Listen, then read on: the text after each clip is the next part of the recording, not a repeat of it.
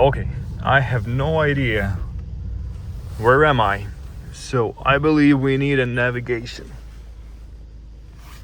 Full open, please.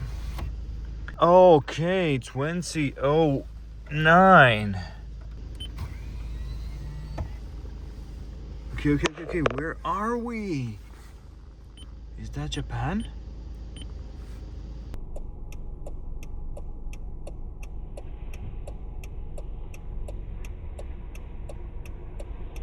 Nice. That's a smart move.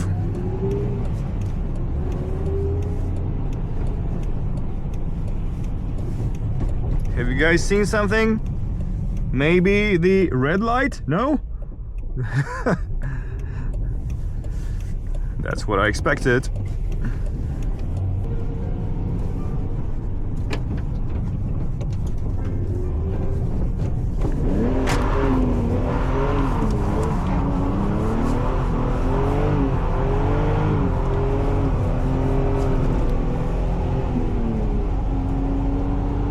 Hey, as promised, the review of my Nissan Skyline R34 GT.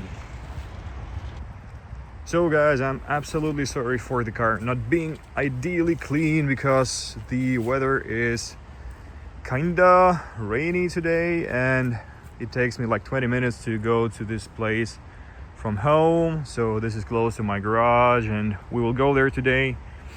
But yeah, the car quickly becomes dirty, especially considering the white color. So yeah, this is how it ended up. I own the car for close to 2 years.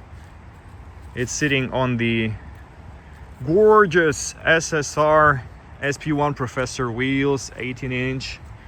They're custom made with a step lip, 10 25-inch rear, 9 25-inch front, lowered on BC Racing coilovers, and it's got like, let me show you the fitment check.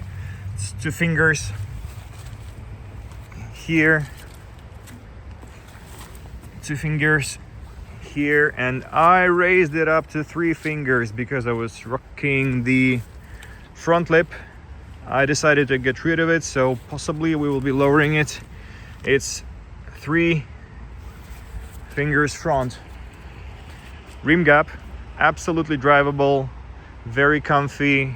It's super balanced, so it can drift, it can be a daily. I even had a chance to travel with my family using this car, and honestly it was pretty okay. I have 2 kids. They were sitting in the kids chairs at the back. My wife was sitting here pretending she's driving. Obviously it's a right-hand drive car, and this is my office. So yeah, honestly I like everything about this interior. So originally it was the automatic gearbox car, but I swapped it to manual in order to, yeah, I'll show from the other side. So in order to make it look like factory manual, I had to order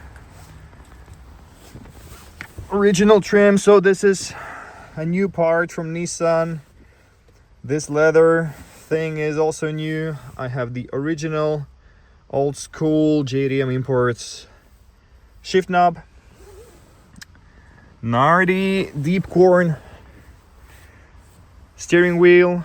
I managed to refresh the paint, so it's a little bit glossy. It should be matte black, but it's appeared to be glossy, but it was like a little bit of the bluish color. So in order to also make the gauge cluster look like manual, there's an Australian company doing the covers, so I had to disassemble the entire gauge cluster, put this black cover on top, and now it's not visible that it has any signs of being automatic gearbox. So as you can see, it still has some original Japanese stickers. and the car is really mint. Like, it is almost full in original paint. Still retain some original stickers, and yeah, it's fully stock interior except of the shift knob and the steering wheel. Everything works, even the AC. And recently I have installed this navigation / CD player with a big touch screen with gigantic pixels. I think I've shown already how it works. It only has the Japanese map, but I don't really care. It's period correct. I think it's from 2008, so kind of fits the car pretty well.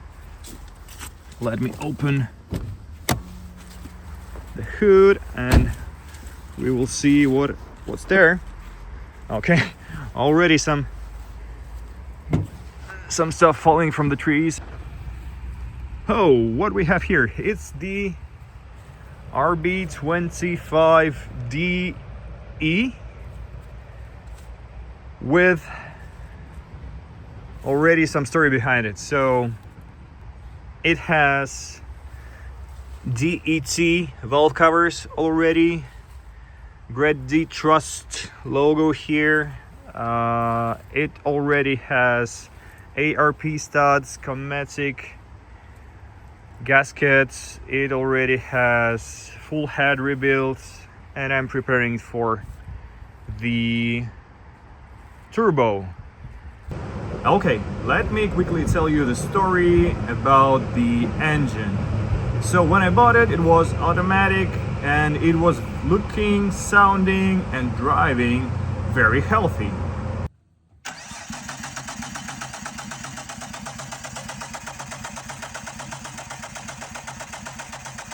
However, at some point I noticed that there is an oil leak, and when examining the engine it appeared that it's the leak between the head and the block.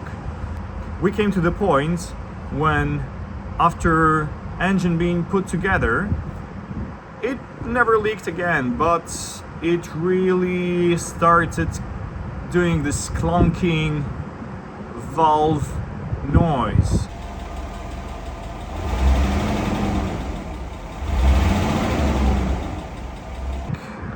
The gaps between the cams and the valve lifters were absolutely out of spec, because the person who was assembling the engine did not know that these are not hydraulic lifters, these are solid lifters.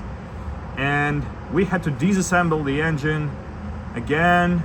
The head still was sitting on its place. We measured all the gaps, and it was a big challenge to actually find the corresponding shims to adjust the gaps between the lifters and the cams. But it was a mission for like 2 or 3 weeks, because the parts are really hard to get. And we've managed that, put all together, put the intake manifold, starting the engine, and with the correct gaps, the clunking noise is still there. It's like tick, tick, tick, tick, tick, something like that. It was one sound every 2 rotations of the engine, so it's definitely from the valve mechanism. And we've been like, it was lasting from the mid-May till I think September this year. So basically I skipped the full season because of that. And after numerous checks, like after all, we put the camera in all the holes of this engine and failed to understand what is the problem, then we decided to, okay, we're taking the head up again.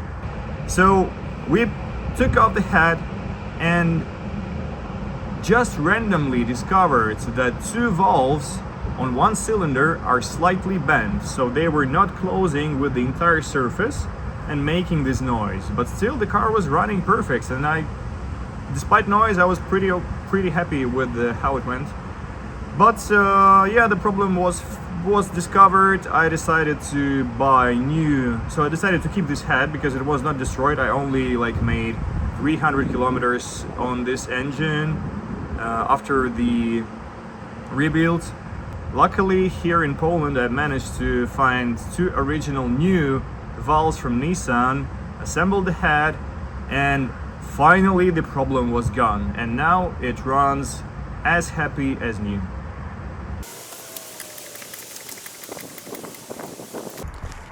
Okay, let's see what we have underneath the car. So, not sure if it's perfectly visible. I have the adjustable lower long arm. I have the adjustable camber arm. Yeah, it's better to show it from this side. So the green stuff is the adjustable arm, top and bottom. The bottom one is adjusting the toe, and the top one is adjusting the camber. As I mentioned, it is sitting on BC Racing coilovers, but mostly, please check how mint is the body. This is very rare, so there is absolutely no rust anywhere, and it's not restored. So I lifted the front. Yeah, unfortunately the weather conditions are suboptimal and it's not going to be better this year, but here is how it looks underneath. Again, completely beautiful rust-free chassis.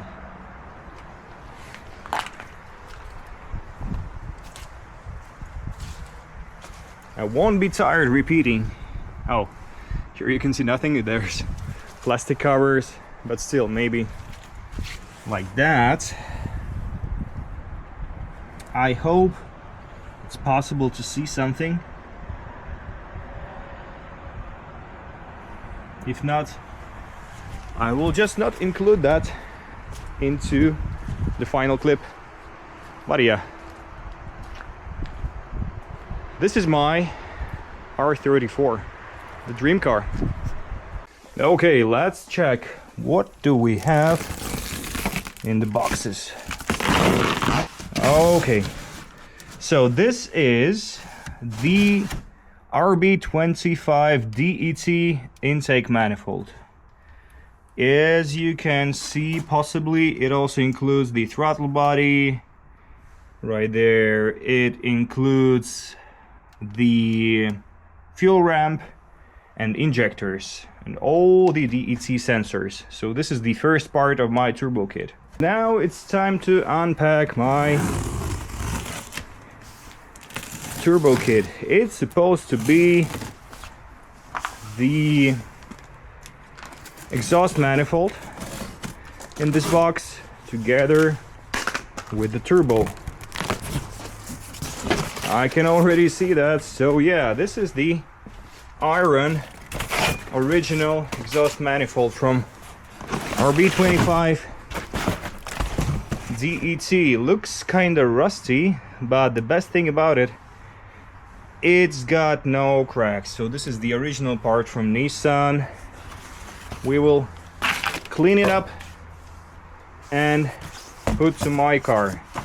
This is the downpipe. I'm not planning to use exactly the full piece because I think it's coming from the R33, but definitely I will use the flange. And here we have the entire turbo from the, so it bolts on directly to this manifold, and the turbo itself is original from Nissan and it's got no play, so it's super healthy one. What do we have here? Oh, we have the lines. That's beautiful. And also we have a pretty much full set of gaskets. So the multi-layer intake manifold gasket, the exhaust manifold gasket, the valve cover gaskets, the seals. So every small piece required for the turbo build is already there. Yeah, so this is it. A lot of talking from my side today, not so much action. The car is sitting there. I have shown you the turbo kit. We will possibly be installing it this winter, so stay tuned and subscribe for the updates on the Skyline. See you in the next one, people.